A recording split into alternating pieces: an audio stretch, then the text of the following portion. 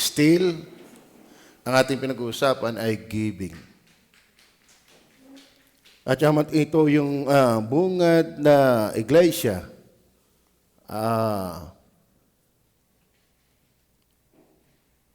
Kumbaga ay sulat ni Luke, the beginning of the church, o yung empowerment of the church na tinayo ni Kristo. At kayo magiging mga saksi ko sa Jerusalem. So isang common na pag-unawa natin diyan ay ang church sa Jerusalem. So may mga pag-aaral pa dyan, pero yun ang ating sundan. Ngayon ay ang sabi dito, and all that believe, sapagkat ang church ay binubuo ng lahat na nanampalataya. Para masabing church, dapat ito'y binubuo ng mga mananampalataya. And all that believe were together. Yan pa ang maganda. Ang lahat ng mananampalataya ay dapat nagkakatipon-tipon. And had all things common. And then verse 45. And sold their possessions and goods, and parted them to all men, as every man had need. So itong church sa Jerusalem ay may ibinigay. Ano? So ibig sabihin, pag tunay na church, nagbibigay. Tama? Yung ang mga false churches nagbibigay, ay di lalo yung tunay na church. Ang tunay na church, binubuo ng lahat ng mananampalataya. Ngayon kung ating babalikan, ilan ba ang membership sa tagpong yan ng church? Actually, may record doon sa 1 Corinthians 15, verse 4 hanggang 6. Tingnan natin. Nung hindi pa ito tinatala, itong Acts, di pa napapakwento. No, may paunang saysay si Pablo. Doon sa 1 Corinthians 15, verse 46. Kasi yung konteksto, press pa yung resurrection of Jesus Christ. Okay? Pakilagay nga natin ng 1 Corinthians chapter, yan. Howbeit, 4 hanggang 6. And that he was buried, and that he rose again, the third day according to the Scriptures. And that he was seen of Cephas. Diga? Then of the 12. So yun ay bagong pagkabuhay na maguli. Fresh. Bagaman sa 1 Corinthians, isinasaysay ni Pablo yung fresh resurrected Christ. After that, he was seen. Tingnan niyo ha? Nakita sila ng 10 mga alagad. After that, he was seen up above 500 brethren at once. So, madami na pala noon ang membership ng church. 500 brethren, of whom the greater part remain. So, malaki pa yung natitira. Bakit? Unto this present, but some are fallen asleep. Yung iba ay mga namatay na. Siguro, ang mga namatay, 499. Ano? Isa na natira. Pero hindi. Ang sabi, the greater part remains. Ibig sabihin, mas marami ang natira. Pero nagsimula sa 500 ang count. Pagdating naman sa Acts chapter 1 verse 15, out of that 500, ang iba ay nangatulog na. Pero kung ito ay greater part remain, hindi dapat ito ang bilang lang ng Acts 1:15. Tingnan niyo ha. At ng mga araw na ito ay nagtindig si Pedro sa gitna ng mga kapatid at nagsabi, at nangagkakatipon ang karamihang mga tao na may 120. So, nung itinatala, nung isinulat ni Luke ang history ng church, ang gawa ng mga apostoles sa magitan ng pagkilos ng Banal na Espiritu, ang existing number dyan ng church membership ay 120.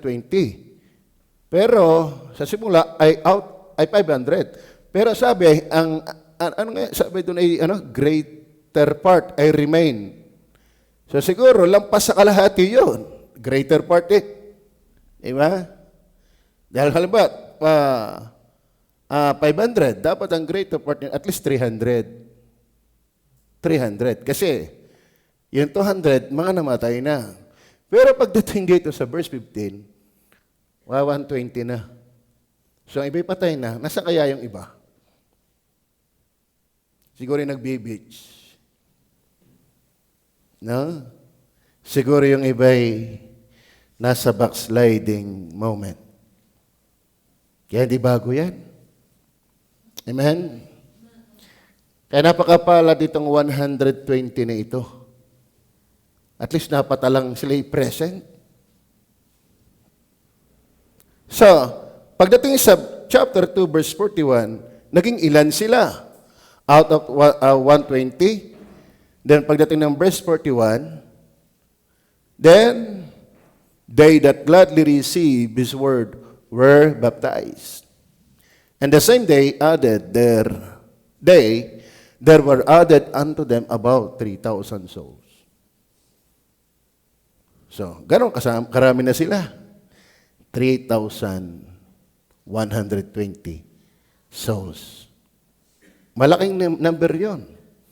Pero kung kayo magbabasa ng Bible, lahat ng bilang inilagay ko sa verse ko in the book of Acts, ay siyempre, hindi ko babasahin isa-isa yon. Ayon kay Halis, sa pag-aaral niya, almost umabot ang mga bilang ng membership. Ang mga nabautisman, mga nasa less than million. Pero ang ating tataklakayin, siyempre, hindi yung mga nagdaan. At least 3,120. Malaki yun. Amen? Na nagbigay. Malaking bagay yun. Tayo nga, wala pang 200. Ang existing nilang sa atin, yung talagang active, siguro nasa 100. At yung 100 niyan, hindi ko alam kung nagbibigay lahat yun. Sana naman. Tama? 3,120 na nagbibigay, talagang makakasapat yun. No? Ngayon, lalo pat garni ang giving. So ating pamagat ng pag-uusapan ay the giving of Jerusalem Church. And for this time, sila ay merong 3,120. Ano yung giving? Anong giving? Verse 44 and 45, balik tayo. And all that believe were together. Yung all na yan, 3,120. And had all things common. Verse 45, ito yung giving nila. And sold their possessions and goods, and aparted them to all men, as every man had need. Ano yung giving ng Jerusalem Church? Possessions and goods. Amen? Lupit yan. Hindi gagatites yan. Amen? Possessions and goods. Ang possession, from the Greek word na taima, tagalagin mo yan, baliktarin mo yan, matay-matay ka. Bakit? Possession. From the Greek word na taima, that means possession of property, lands, states.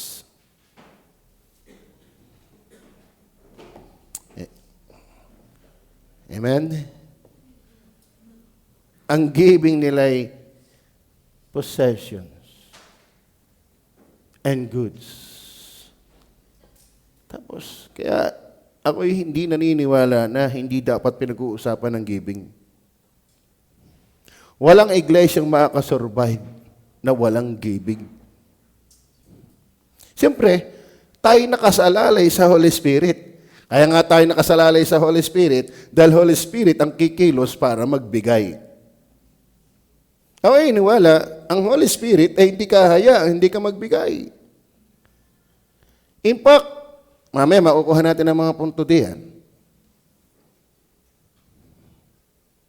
Possessions. Galing sa Grego na taima. That means possession of property. Tinukoy dyan ay lands. Kaya si Bernabe ay nagmana lang. Kaya magandang tayo halimbawa ng mga darating. Are you with me? Oo. Kapag may naging membro ng mga bago at madatngan tayo hindi giver, di yung mga darating hindi rin mga giver. Amen? Kapalag ka naman ito, si Bernabe, ang nadatngan niya ay magandang ehemplo. Dahil nakita nila in actual kung paano magbigay ang kanilang nadatngan. Naintindihan niyo ba yan?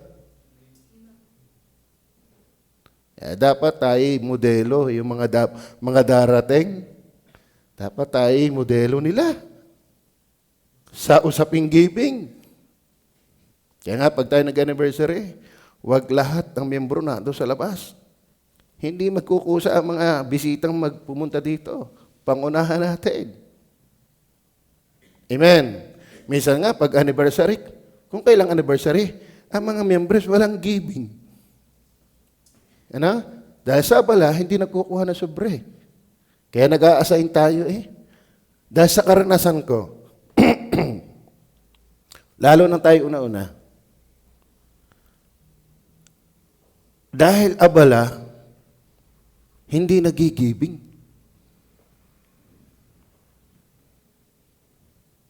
Para may nadaang birhen. Tama? Hindi, alam mo, pag sanay ka na mag-giving, gano'n ka mang abala, kukunin mo yung dapat. Actually, ang giving ready na yan, Sabado pa lang. Tama? Ang giving ready na yan, Sabado pa lang. Possessions and goods. Nadatngan niya ni Joseph, o ni Bernabe, ni Jose. Ayaw bang may malaking impact yung 120 sa 3,000? Sana tayo maganda ring impact sa mga taga-Balete, kung sakasakali. Maganda rin sana tayong impact sa mga Padre Garcia. Maganda rin sana tayong impact sa mga taga-Taisan na magiging mga bisita. Lalo naman, maganda sana tayong impact pagdating sa mga bagong nababautismohan. Ang kanilang sigla ay darang dapat ng kanilang mararatngan.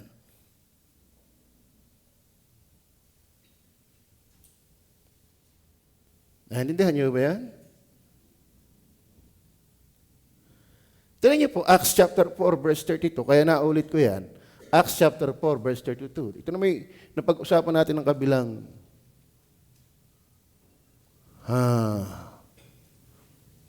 Miraculous. And the multitude of them that believed were of one heart and of one soul. Neither said any of them that all of the things which he possessed was his own. In fact, may tuloy pa hindi pala record lang ng Acts chapter 2, verse 41 and 45, then yung verse 32. But they had all things common. Pagbaba niyan, hindi ko na nababasahin, si Bernabe na kinausap, ang tagpo. Na ginaya naman pagdating sa chapter 5 ni Ananias, pero hindi sinsiro. Kaya kinastigo na agad ang Diyos. So, bagaman may pattern si Bernabe, pero hindi katulad ng ginawa ni Sapphira at sa Ananias na gaya-gaya buntot maya. Na bagaman may pattern, pero hindi pa sikat. Naintindihan niyo ba yan? Kaya sana, tayo ay church na mararatngan ng mga idadagdag pa ng Panginoon na nagbibigay. Amen ba? Natahimik na ang buong kalpaligiran. Hindi nga? So, yung goods, ano ba yung possession? And goods, yung possession from the Greek word na taima, possession of property, land, states. Then goods, galing naman sa Greek word na huparxis. Huparxis. Possession din. Possessions, goods, and wealth. Wealth. So yung huparxis, possessions, goods, wealth. So ang giving talaga diyan ay hindi basta giving. Are you with me? Oh. Lands and wealth.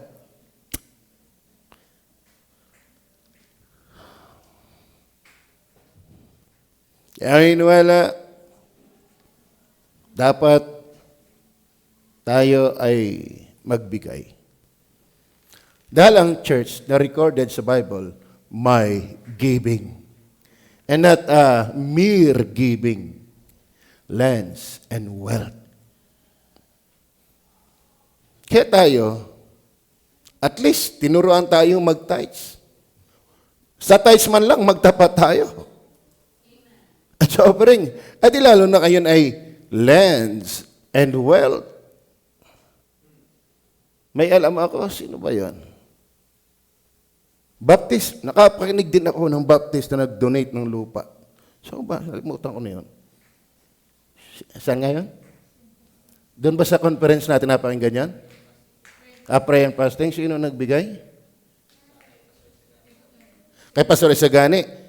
Ilang square meter nga? Nagbenta yata. At ang pinagbilhan, kaya hindi sila nakabili ng bagong Innova, bagong sasakyan, ibinigay sa mission at nagbigay pa ng lupa, nagbenta ng lupa at bumili ng lupa. Isang miyembro ang gumawa nun. So, ibig sabihin talagang Baptist din yan. Ibig sabihin talagang may ganun. Are you with me? So, tama na yung mga batiko sa giving. Dahil biblical yan. Talagang obvious yan. Ngayon, edi, yung problema na lang ay kung hindi ka naniniwala, edi, hindi yan problema ng Bible. Problema mo yan. Pandalwa, not only possession and goods, yung giving of the Jerusalem church, kunin natin yung principles. Principles. Pwede natin kunin ang principles sa ideyang ba't ito nila ginagawa? Ano yung mga dahilan? Anong prinsipyo? Okay na wala, mga kapatid, may magagandang prinsipyo. Ang Church Jerusalem at ang sino mang talaga nagbibigay. Yan ay may mga prinsipyong tao. Ang iglesia na nagbibigay ng lands, well, ay hindi babastahin yan. Are you listening? Mga kapatid, maraming ginigauge ng giving. Maraming ginigauge yan. Ang giving ay gauge of our faith. Kasi, kung wala kang pananampalataya, makakapagbigay ka ba ng lupa at ng wealth? Mahirap gawin yan ang walang pananampalataya. Yan ay gauge of love. Mahirap magbigay kapag wala kang tunay na pag-ibig. Kaya nasusukat ang pag-ibig natin sa Diyos not by mere words, but by giving. Nakakaumay na yung ngawa ng ngawa, na wala namang gawa. Tawa si Barry Angel, di nga? Lalo akong na-bless sa taong yun hindi lang siya magaling mangaral. Na tayo, malimit, magaling lang tayo mangaral. Pero kumusta tayo sa ating pinapangaral? Lalo pagdating sa giving. Ano? Ay, hindi yan Alam mo, ang preaching, hindi yan pagandahan lang na salita. Madali namang humawi ng salita, lalo't matagal ka nang naimik. Madali na magpaganda ng salita, pero yung pagka-apply, yan lalo sa giving. Sa panig naman na ikinig, madali ding makinig ng salita. Pero pagkatapos mapakinggan, pero ano kalam, yung kanyang 13-month fee, kanyang bonus, wala na daw sa kanya yon. At ang kanya paliwanag, ang tunay daw na support, nahihirapan din. Di ka? Totoo naman, halimbawa may nahulog, tapos itumas pa ang gabigat, tapos hawak mo sa lubid, ramdam ng iyong kamay ang bigat ni Tomas. Bakit halos malapnos-lapnos ka Tama? Kaya yung giving dapat talagang may lasa. Kalahin mo lens and wealth. Tayo, tithes lang, angal, nakakaawa naman. Nakakaawa naman. Yung pag namang lens and wealth, kung tithes nga hindi tayo makapagtapat. Are you with me? No, wala na amen. Parang nagpapahalata kayo masyado Hindi na maka-amen, Di ibig sabihin. Pero ang balita ko ang God is able ay pagaling ng pagaling sa giving. Pero alam niyo ba, muntik na kaming hindi kumuha ng bonus. Nang makita ko, ang giving, ako'y nalumbay. Bakit kung kailan ang tagal-tagal kong magturo? Nagsimula ako ng October. At magde-December na. Noong tingnan ko, ang kaba ng tipan. Nag-chat ako sa message sa GC ng ating mga workers. Pag-pray nyo, parang hindi yata tayo makakabonus.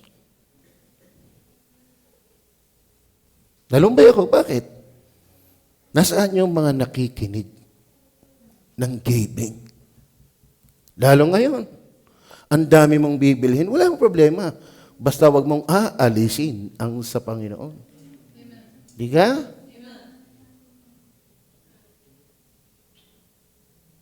Nanindahan nyo ba yun? Principles. Siyempre, una, hindi natin aalisin ang prinsipyo dyan. Naghahanap ako ng puro A. Kasi kita ko maraming pwedeng magandi katunog AA. Pero itong number 1, wala akong makitang A. Yung salvation. Ang lumabas, absolution. Kalain mo yan. Nakakakita ng mga salita Ipag naman tayo sa hindi makita. Ano idea na yan? Being declared forgiven. Release from guilt or punishment. Alam mo ang prinsipyo dyan? Verse 41 and 47. Alam mo, ang great principles why they been able to give lands and wealth is because of absolution.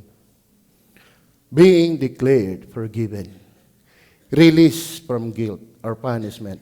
Sabi ng verse 41, yan ngang nagstanggap ng kanyang salita ay bautismuhan. Hindi ka naman pwedeng bautismuhan ng angkop kung hindi ka muna nanampalataya sa kanyang salita.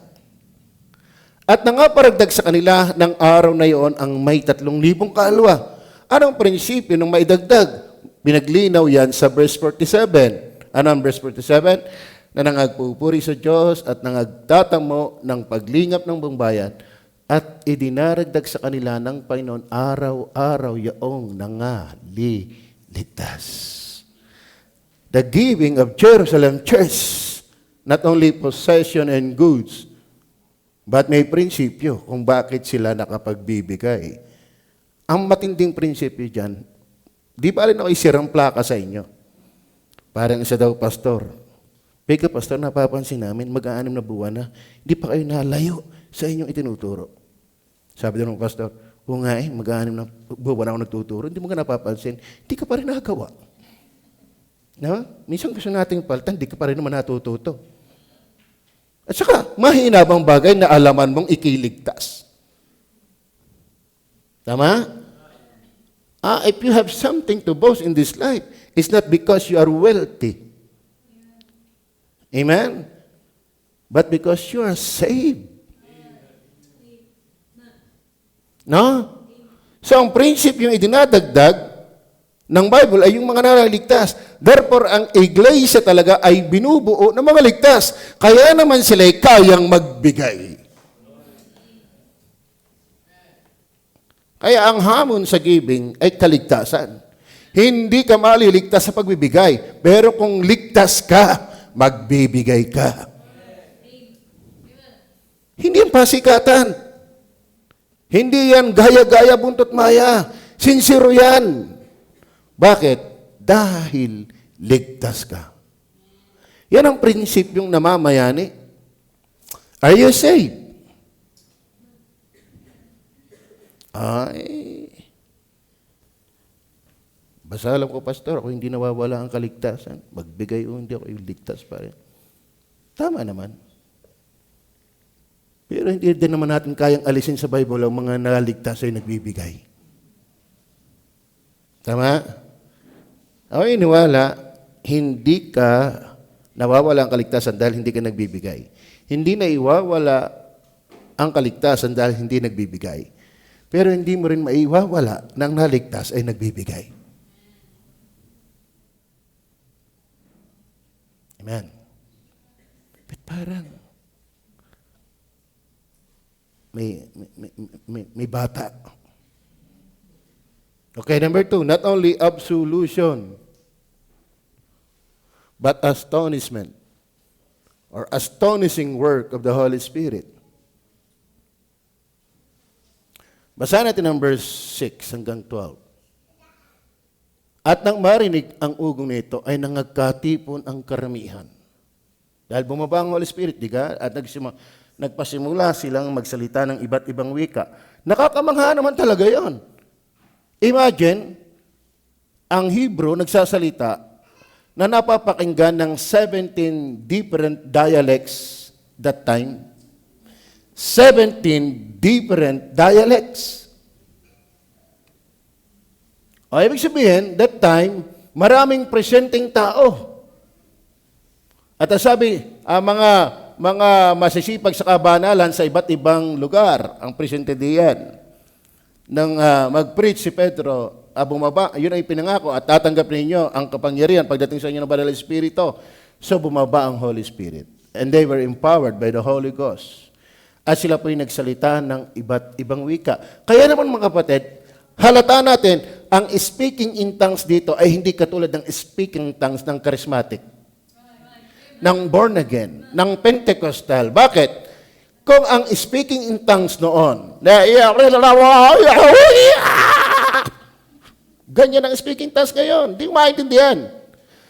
At kung i-apply natin dito, kung yan talaga, walang 3,000 maliligtas. Sino maliligtas doon? Hindi naman naiintindihan. Yung speaking tongue just from the Greek word na glossa. Glossa. Ang ibig sabihin ng glossa ay known tongue. Ibig sabihin, known language. Kaya, astonishing yun. Bakit? Ba't hindi astonishing yun? Bakit? Ako yung nagsasalitang Pilipino, halimbawa, may nanonood sa atin, Amerikano, in Czech, Japan. Abay, very astonishing yun. Tagalog na Tagalog, naiintindihan ako na hindi mo nakakaintindi ng Tagalog. Hindi naman nakakaintindi ng English, ng Japan. Pero bakit ang dating sa kanila ay English na English, Japan na Japan? That is astonishing. Ano kapatid? Kapag ikay hangang-hanga, amis na amis, hindi mahirap magbigay. Tanyo, ang lalaking ibig na ibig at hangang-hanga sa kanya nililigawan. Halbot! Ang masama na yan, hindi mo naman alam kung magugustuhan ka. Samantala ang Diyos, alam nating inibig na niya tayo. Naintindihan nyo gayon? Yung kayo mahirap intindihan. Kaya ano ang prinsipyo? Be sure, yung absolution. And if you are saved, you must be astonished. Astonishing work of the Holy Ghost. Holy Spirit. Basa, ituloy natin. Ituloy po natin ang pagbabasa. Diyan pa ba kayo?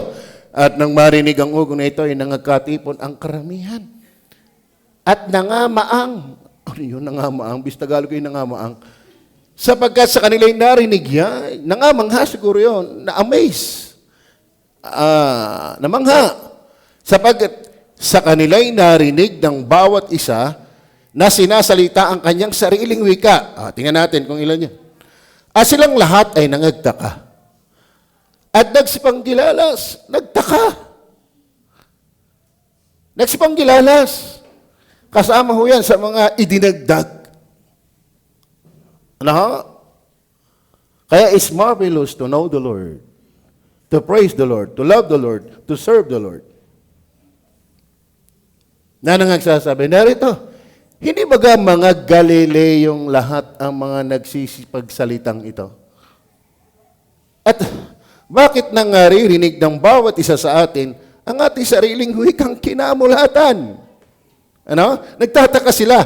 Di ka dito mga Galileo. Pero bakit naririnig natin ang ating mga wikang kinamulatan? Ibig sabihin, habang nagpipreach si Peter, by the power of the Holy Ghost, yung astonishing work of the Holy Spirit, nakapagtataka, nagtatranslate sa kanila yung kanyang sinasabi. Bakit? Wala pa ang Bible kaya kailangan niya noon. Klaro ba? Verse 9. Tayo mga Parto at mga Medo, Elamita at nanganan sa Mesopotamia, sa Judea at sa Cappadocia, sa Ponto at sa Asia, sa Phrygia, Pamphylia, Ehipto at sa mga sakop ng Libya, nakarating ng Cyrene at mga nakikipamayang galing sa Roma, mga Hudyo at gayon din ang mga naging Hudyo. Mga Cretans at mga Arabe ay nangaririnig natin nagsisipagsalita sila sa ating mga wika ng makapangyarihang gawa ng Diyos. Yan po yung prinsipyo. Involved talagang astonishing work of God. Ano? Kaya may namamangha pa sa biyaya. Iga? Huwag nating lagyan ng tawag doon. Hindi man amag Apag ba yun? Apog? Ano tawag doon? Amag? Hindi. Yung parang alapaap. Hamog ba yun? May iba pa doon. Apog ba? Sige. Yung parang sumasangga. Wag. Let us humble ourselves always before God. Para wag tayong matakluban ng alapaap ng kalabuan ng paghanga pa rin sa Diyos. Kaya pinatutuwa pang kahiligtas pa rin. Sa biyaya ng Panginoon, His mercy is always new. Every morning. Sige, tuloy natin. Silang lahat ay nangagtaka at nangalitaw na sinasabi ng isa-isa, anong kahulugan nito? Pero, take note, verse 13. Datapwat ang mga iba'y nanganglilibak. Kalain mo, no? Sa kabila ng kahangahangang ginagawa, may mga nanglilibak pa rin. Are you with me? At maniwala kayo, yung verse 13 na yan, hindi yan kasamang gumawa sa verse 44 and 45. Naniniwala ba kayo doon? Ano ang verse 44 and 45? At pinagbili nila ang kanilang pag-ahari. Ano yan? Possessions. That is lands. That is wealth. Sino yun? Yung astonish. Yung nag-astonishing, yung naka-experience sa astonishing work of the Holy Spirit. Pero mga kapatid, hindi ho lahat namamangha. Ang iba pa nga sabi, basahin nga natin yung verse 13. Datapwat ang mga iba'y nanganglilibak na nangagsasabi, sila'y barik. Lain mo yan, ano? Ako iniwala, mga kapatid, kahit hindi ka nangangantsaw, kahit hindi ka natutol, pwede nga na-amen ka rin. Pero hanggat hindi ka nagbibigay, nasa verse 13 ka. Amen. tahimik na naman tayo. Kaganda ng verse. Kaganda ng talata. Nasa flow. Ibig sabihin yung nalilibak, hindi talaga naniniwala yon. Meron ako nabasa kay Aklat ni John R. Rice, there are Christian atheists. Meron lupit yon. Kristiyanong ateista. Bakit? Alam mo, naniniwala sa Bible, pero hindi ginagawa. Hindi rin paniniwala yun. Magaling pa yung artistang nga eh. Hindi mo paghahanapan. Kasi artista nga eh. Pero yung Kristiyanong hindi naman naniniwala. Maliwanag ba? Then number 3, not only yung principles, absolution, but also astonishing work of the Holy Spirit. Then alam niyo ba yung verse 37? Basahin ko muna yung verse 37. Verse 37. Inihiwag-hiwag natin ito. Masarap yan eh. Yung sustansya ng salita ng Diyos. Na may isang bukid. 237. Hindi nga ako naman ang hinihiwag mo eh. Bible lang ating hiwagin. Yan. Sa English nga natin tingnan sa English.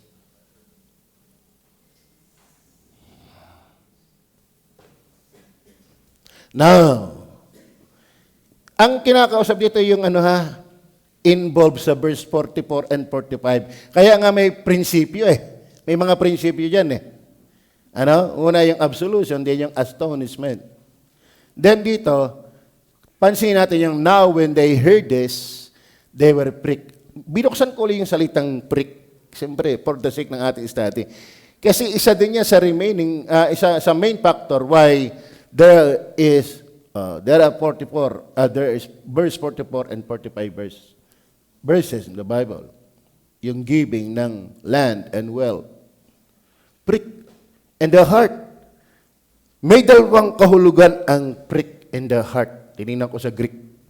Alam natin yung prick ay galing sa salitang Grego na katanoso. Katanoso. Isang ibig sabihin niyan ay to pierce thoroughly. Alam naman natin to pierce thoroughly? Nakikinig pa ba kayo?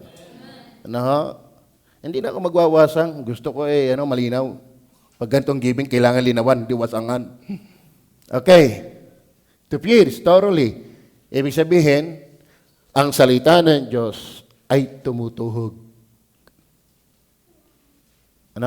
Hindi lang tumutuhog.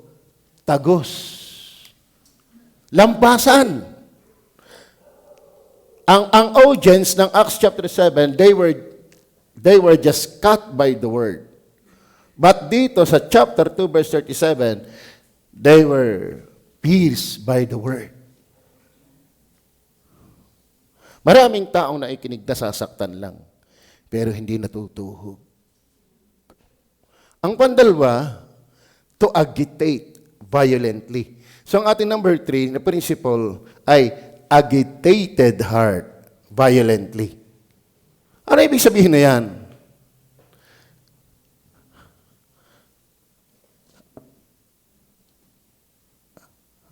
Hindi ko pala nakuha yung salitang agitate. To agitate. Wala nga aking dictionary dito. Nakuha ko lang yung agitate. Parang idea, yung agitate ay ikaw ay nasa prinsipyo ng tinuhog, nasaktan. Then yung result ay may violently kadais. Yun ang kahulugan. Hindi ko nakuha yung agitate. Marked by bursts of destructive force or intense activity. So, ibig sabihin, kaya talaga tumutuhog yun, very powerful. Ayun Kaya they've been able to give their lands and wealth because of the principle of agitated heart, violently. Dumating ang kailang puso, ang salita ng Diyos sa kanilang buhay, na kayang tumuhog at kayang, ang sabi diyan, marked by bursts of destructive force or intense activity. Alam niyo mga kapatid, ang ibig sabihin lang niyan, very powerful ang dating ng salita ng Diyos sa kanila. makatuhog at makagiba.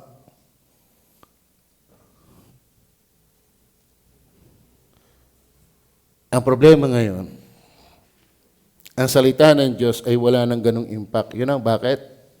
Libang na tayo. Hindi na tayo ganun ka-sensitibo, hindi na tayo ganun ka-receptive. Hindi na ganun tayo ka-press that nga ng salita. Lalo tayo meron ng atin, naku, ang hirap ng kausap yan. Tama? Titiyakan mo lang yung iyo ay hindi salungat sa Bible. Ang magandang atin ay yung kanya. Naintindihan niyo ba yan? Agitated. Yung dictionary. Pero nga ng dictionary, bigyan hindi ko na ilagay ang agitated. Ang nga napansin lang yung violently. Pwede kang, emergency. 888. Wala, hindi ko din dinala nga yung cellphone. Para kayo mukhang banal. Yan. Yun, make someone troubled or nervous. So, ibig sabihin, talagang nangangatal-ngatal. Talagang takot na takot. Na para pag hindi ko ito ginawa, ano mangyayari sa akin? Ngayon, sumigaw ka na, pastor. Anong pakialam ko dyan? Basta ko attend, pero wag mo akong pakialman. Yan ang nakakalungkot. May iyo ka na. Are you listening? Nangangalyo na sa katotohanan.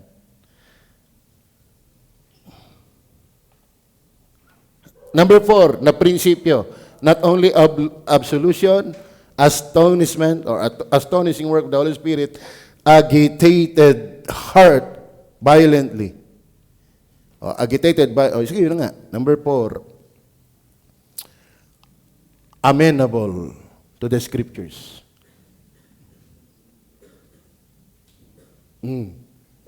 Amen? Ano ba ibig sabihin ng amenable?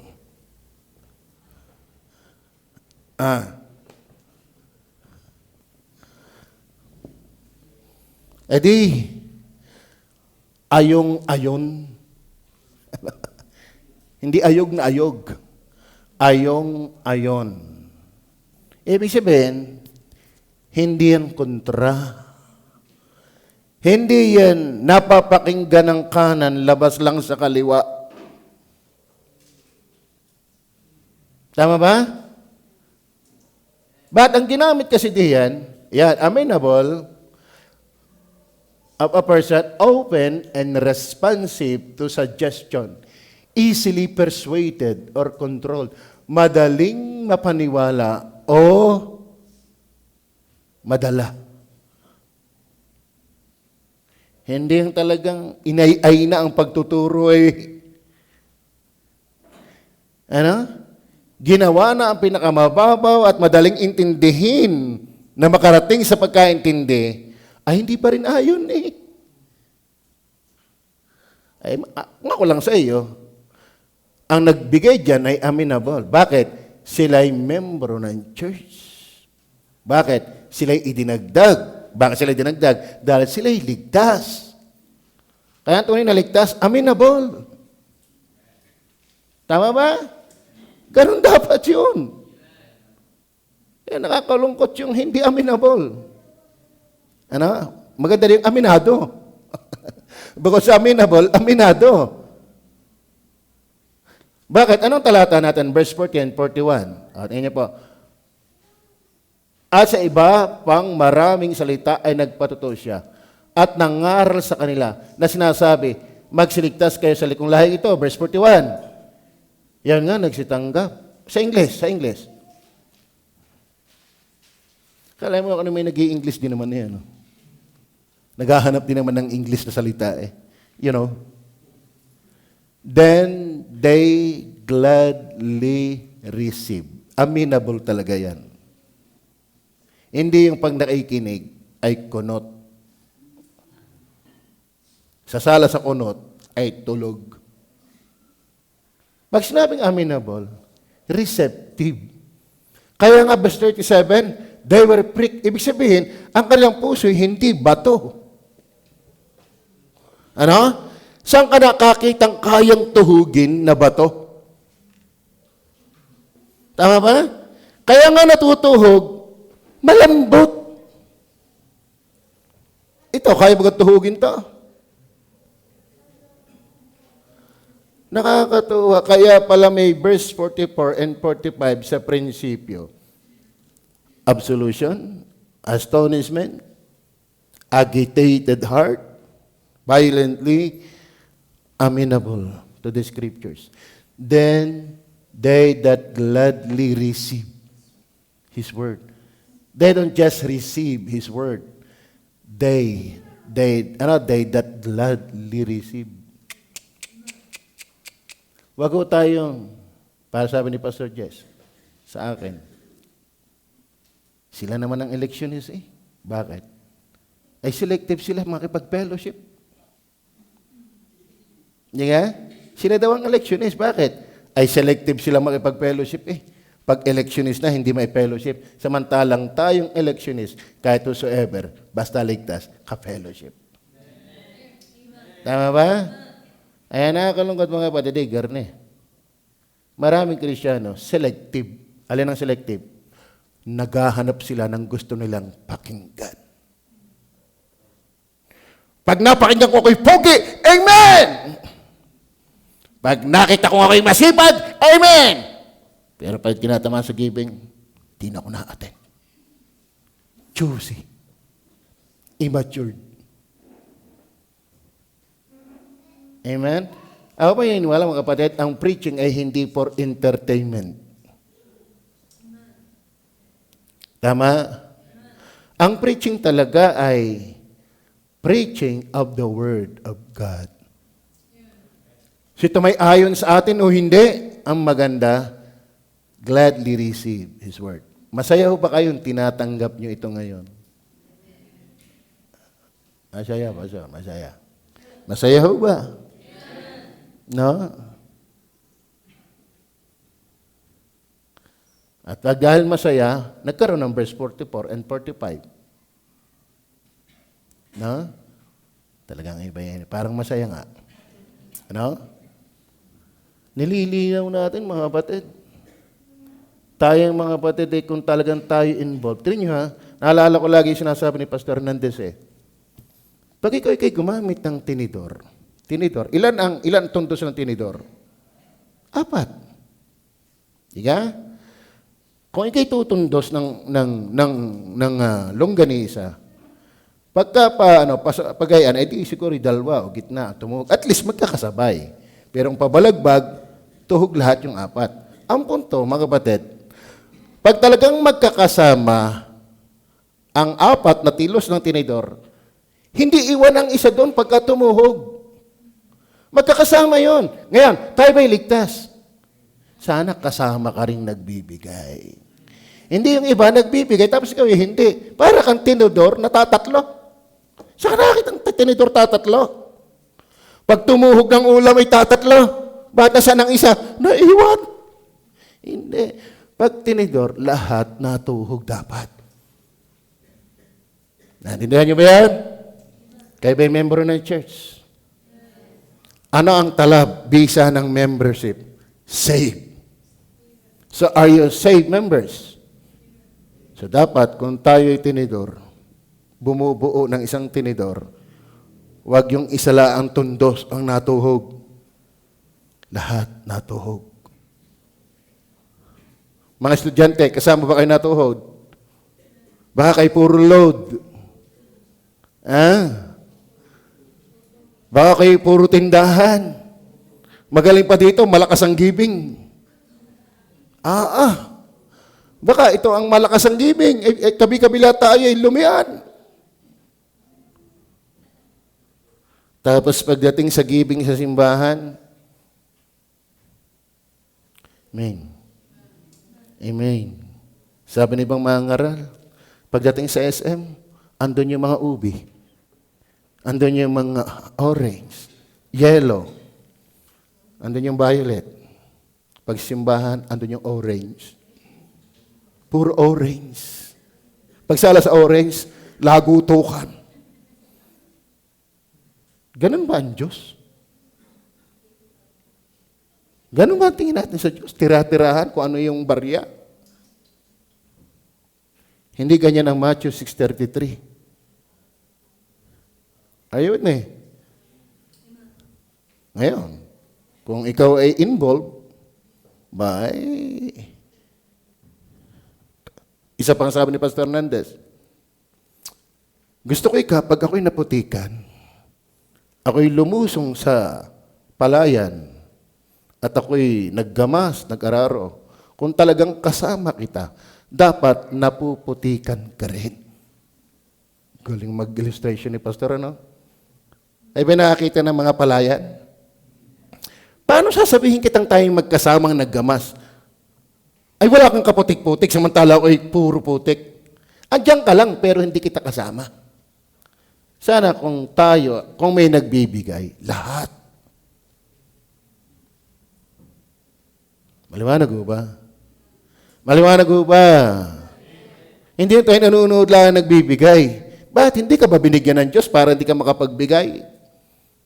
Kawawa ka naman, pinabayaan ka na ng Panginoon.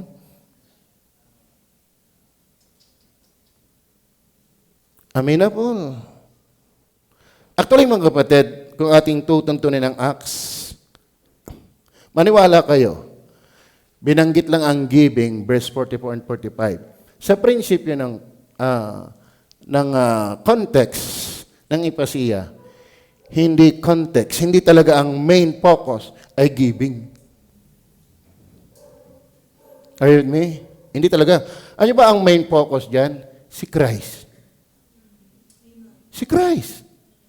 Kung babasahin niyo po yan, whole chapter.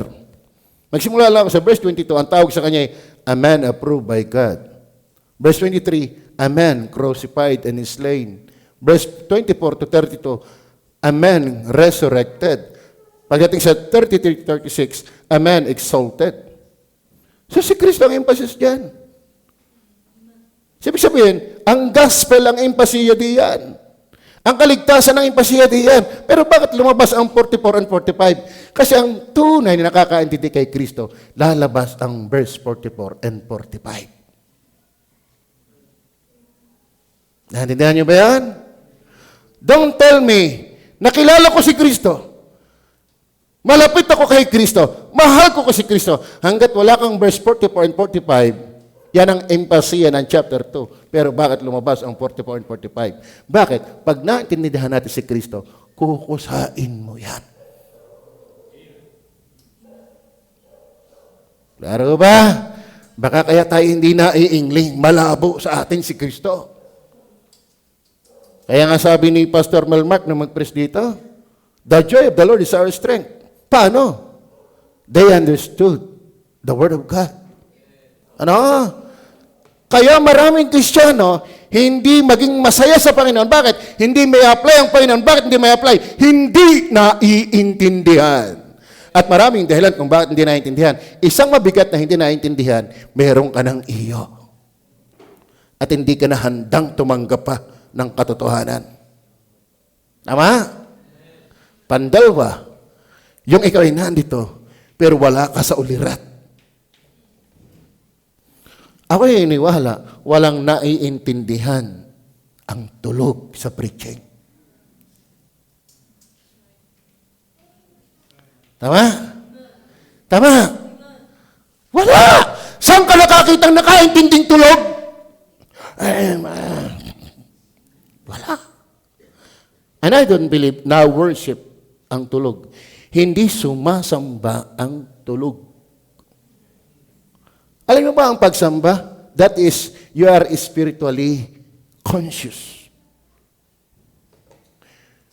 You are giving your response upon the message. Why?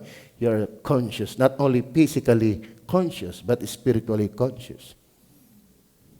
Amen? Amen.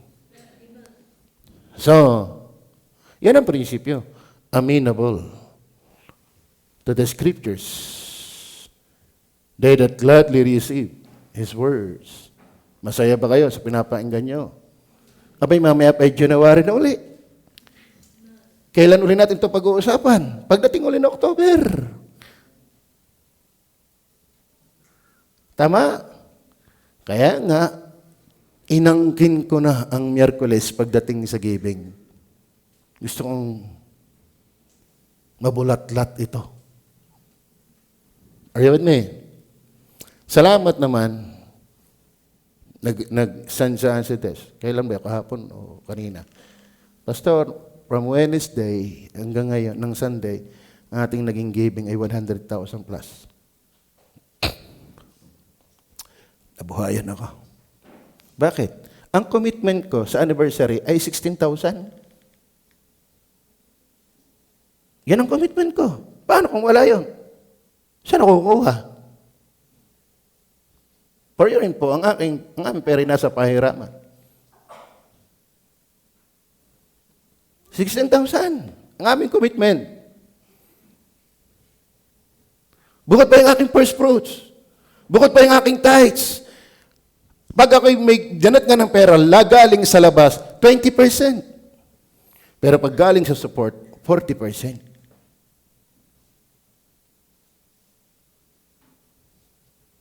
Are you with me? Kumusta yung giving? Kumusta yung giving? Huwag kayong dadaing na kayo walay-di-wala kapag hindi ka tapat sa giving.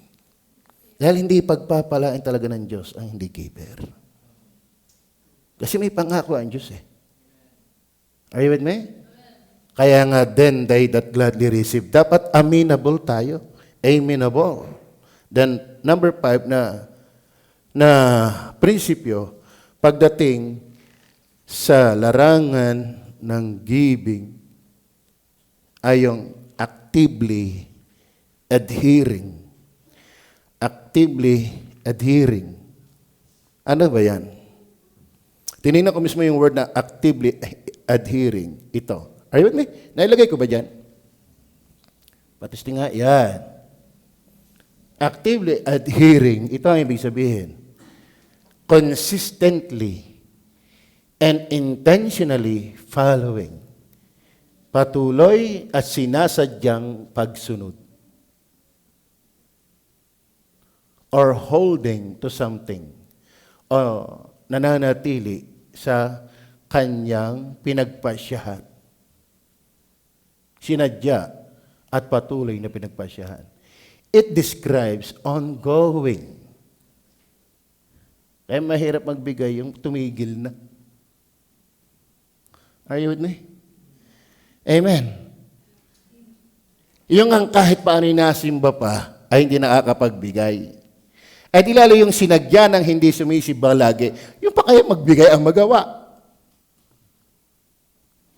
Are you listening? Are you listening? Sa akin, mas masarap kahit paano nakakapakinig ka, later on matututo ka rin. Bakit? You're always present. Pwede hindi ngayon. Pero later on, tiyak, kung talagang ligtas ka, matututo ka. Pero kasi sabihin mo, Kristiyano ka, ligtas ka. Pero kung lagi kang wala, giving pa kaya magawa mo? Katawan mo ngayon, hindi mo madala. Are you listening? Are you listening? Yung pa kayang pagbibigay ang magawa mo, yung oras nga, hindi mo maibigay. Are you listening? Naku naman. Kayo ka lang ang may problema? Kayo ka lang ang may pangailangan sa mundo? Kami ay mayroon din. Pero mas magandang nananaig, yung pangangailangan sa Diyos. Are you with me? Actively adhering. Actively adhering, that is consistently and intentionally following, obeying, or holding to something. It describes ongoing, deliberate commitment to I believe.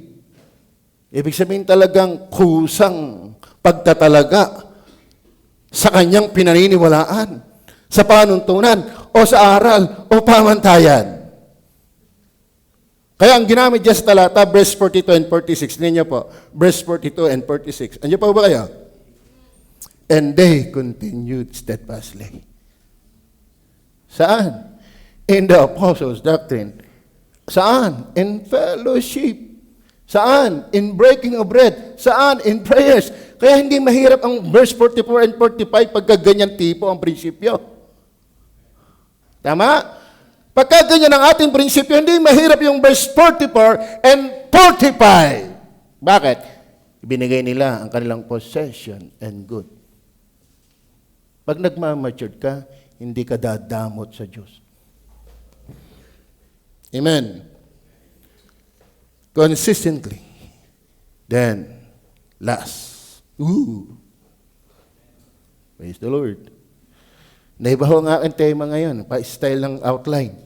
Mayroon man numeral number 1, 2, 3, pero sa number 2, andun yung maraming subpoints. Number 3, in the last, pureness of motive. Ano ba, bakit mayroong verse 44 and 45, hindi sila katulad ni Ananias at Sapphira? Dalisay na dahilan. Alam mo kung talagang ikaw ay motivated by God's grace, motivated by God purely, kundi man ito land and wealth, nagbibigay tayo. Amen. Ngayon po, verse 47. Praising God.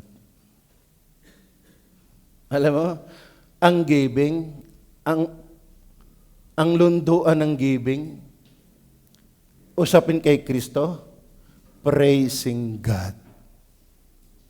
Kaya wag lalaki ang ulo natin, wag lalaki ang, di bali na lumaki ang ilong, sige hang malaki na yan. Wag lalaki ang ulo, pag tayo ay nasasabing giver. Dahil ang lunduan ng giving ay praising God. Lahat ng activities meron sa church, ang lunduan ay praising God. Ikaw ay nag-special number, dapat ang lundo na yan ay praising God. Amen? Nagdadrive kayo, hindi para masabing magaling ka mag-drive. Dapat ang lundo na yan ay praising God.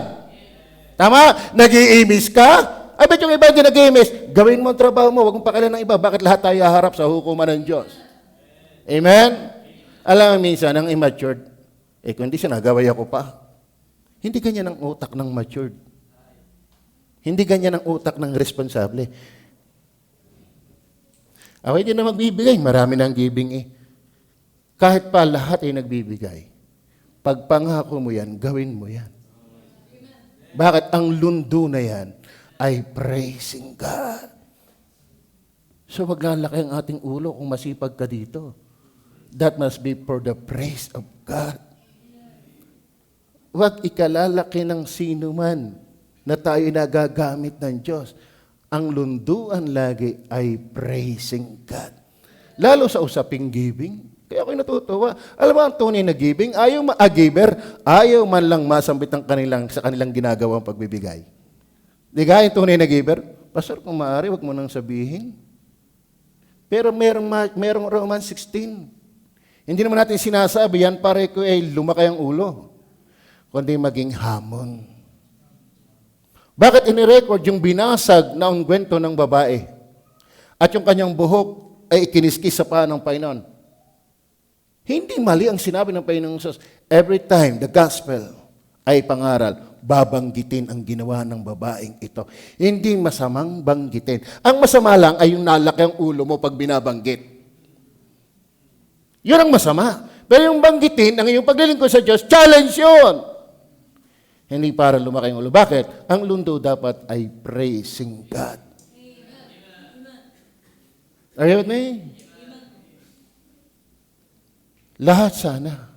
Kaya nga, anuman ang inyong ginagawa, gawin ninyo si kaluluwalhati ng Panginoon.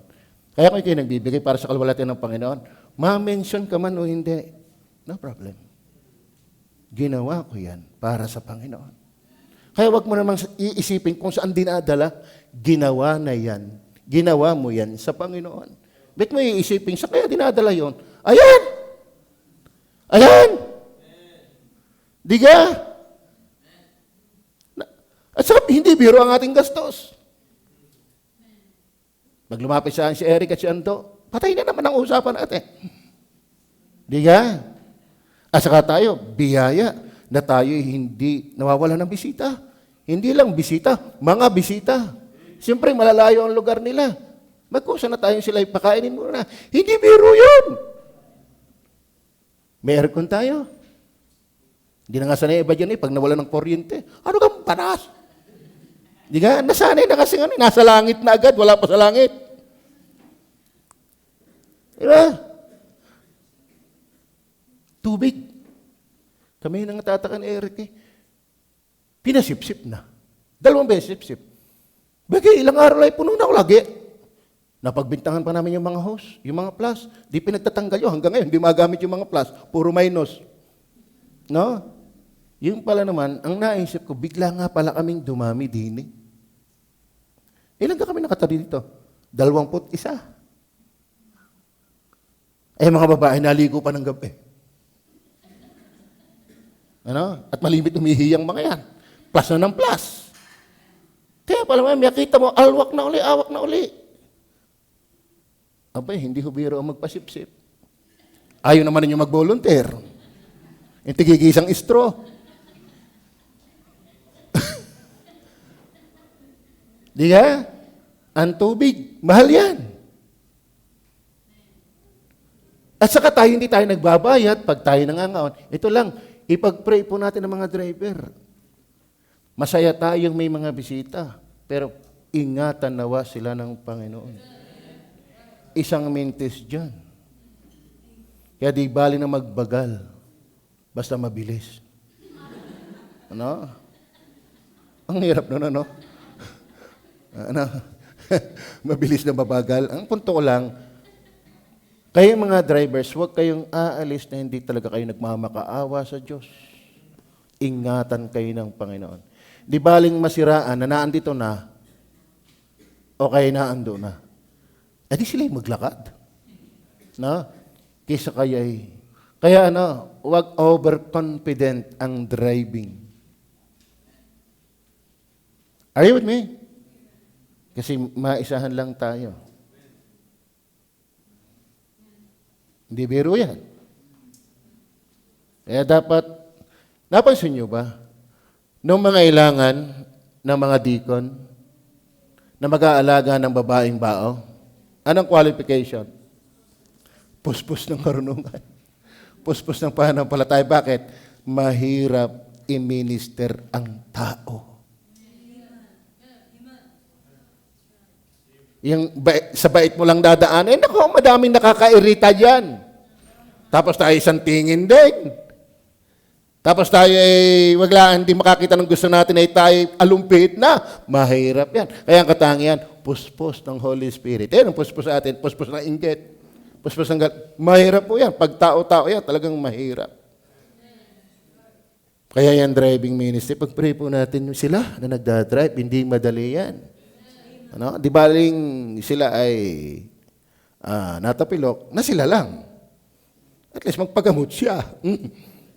Pero sila ay nagkalista-lista, nagkalisya-lisya, napuno, may ibabaw, may ilalim, may sagulong pa. Nako. Kulang ang 250,000. Kaya mag-ingat, manalangin. Si Pastor Franklin, pwede na yung mag-drive ng bus. Bakit? Nakapatay na. Alam niyo ba, nung siya'y makaranas ng ganon, 9 na taon yata o 7 taon niyang hindi na hinawakan ang manibela sa laki ng takot. Ay kita niya sumalimpad yung motor. Tapos bumagsak doon sa hood. Tapos nakalikat niya ng ilang metro. Kita ko yung guhit ng gulong sa pagkano ng brake. Anong buhay nun?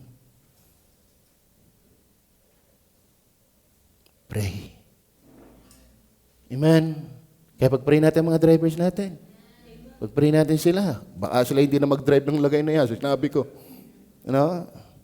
pag-pray natin. Pureness of motive. Alam mo, ang motive, dapat praising God. Praising God. Yan po ang motive ni David. Basahin nga natin, patulan natin. 1 Chronicles 29 verse 10 to 14. Yan niyo po sabi ng Bible. Wherefore David blessed. Giving din ang dyan, pinag-uusapan dyan. Wherefore David blessed the Lord before all the congregation. And David said, Blessed be thou. Purihin ang Panginoon. Lord God of Israel, our Father, forever and ever. Verse 11. Thine, O Lord, is the greatness. Kanya yan. Kanya yan. Sasabihin mo, kung di ako nagtrabaho, wala ako. Hindi ka makakapagtrabaho kung wala siya. O Lord, O Lord is the greatness. Yung ikaw ay maging dakila. Yan ay sa Diyos galing. Dahil siya ang tunay na dakila. And the power, and the glory, and the victory, and the majesty, for all that is in the heaven and in the earth is thine. Thine is the kingdom, O Lord, and thou art exalted as head above all. Verse 12. Both riches and honor come of thee. Hindi yan galing sa Kanya. Yan dapat ang lunduan ng motibo natin. Pagpaparangal sa Panginoon. And thou reignest over all, and in thine hand is power and might, and in thine hand it is to make great and to give strength unto all. Verse 13. Now therefore, our God, we thank thee and praise thy glorious name. Praise thy glorious name. Yan ang lunduan, yan ang aim. Yan ang purpose. Yan ang motive. Kaya nga pureness of motive. Na para maging pure, ang ating motive, dapat praising God. Amen? Huwag ho tayong gagawa para lang mapansin. Huwag tayong gagawa para lang may maipangbaoy. Huwag tayong gagawa para isang araw ay pangdepensa natin. No. Ginagawa natin niya sa motibong papurihan ang Panginoon. Now therefore, our God, we thank thee and praise thy glorious name. Verse 14. But who am I? Yan ang maganda. Who am I? Pero meron pang isang who am I eh. Just I am pala sinasabi ko. But who am I? And what is my people? Alam mo, talagang hindi natin, ang motive natin, hindi tayo. Ang pure motive, hindi tayo. Ang talaga nang bibigay, who am I? Tama? Amen. Kaya magtagumpay man ang God is Able Baptist Church, sino tayo? Ba't kayong basketballista pag naka 3 points? Diga? Ganyan din tayo dapat. Dahil thine is the victory. Titigil na ang pagpapala sa God is Able Baptist Church pag yumabang na tayo. Huwag nating aagawan ng kaluwalhatian ng Panginoon, ng kapurihan ng Panginoon. Tulad ng ginawa ni Lucifer, tulad ng ginawa ni Nabucodonosor, tulad ng ginawa ni Herodes. Ang sabihin natin lagi, who am I? And what is my people that we should be able to offer so willingly? Kalahin mo, willing nang nagbigay at napaka-precious nang ibinigay, but still, who am I? Napakababa. Alam mo, walang titiningang problema sa mapagpakumbaba. Are you with me? Salamat po. Then last na talata, Revelation 4, verse 10 and 11. The 4 and 20 elders, church po yan. Church po yan. Pag-aralan niyo po ang aklat ni Pentecost sa kanyang pag-aaral, sa kanyang commentary, napalabas talaga niya yung 4 and 20 elders, yan ay church. Ibig sabihin, ang church hindi lang sa lupa magbibigay, maging sa langit, may ibibigay pa. Bakit? Ang sino mang naglingkod sa Diyos ng tapat, may crown ang Panginoon. At yung crown na yon ay hindi for the glory ng binigyan ng korona, kundi sa kalawalhatian pa rin ng magbibigay ng korona. Are you with me? The 4 and 20 elders fall down before him that sat on the throne and worship him that liveth forever and ever, and cast their crowns before the throne, saying, Thou art worthy, O Lord, to receive glory, honor, power, for thou hast created all things, and for thy pleasure they are and were created. Klaro ho ba? The giving of Jerusalem Church, possession and goods, principles, and then pureness of motive. Praising God. Alam mo, kapag ang ginagawa natin lahat ay sa kapurihan ng Panginoon, wala tayong problema. Tama? Amen. Ang hinahanapan natin mag-agantipala sa atin una ay Diyos. Huwag muna yung palakpak ng tao. Dahil ginagawa nga natin sa Diyos. Tama ho ba? Tayo manalangin.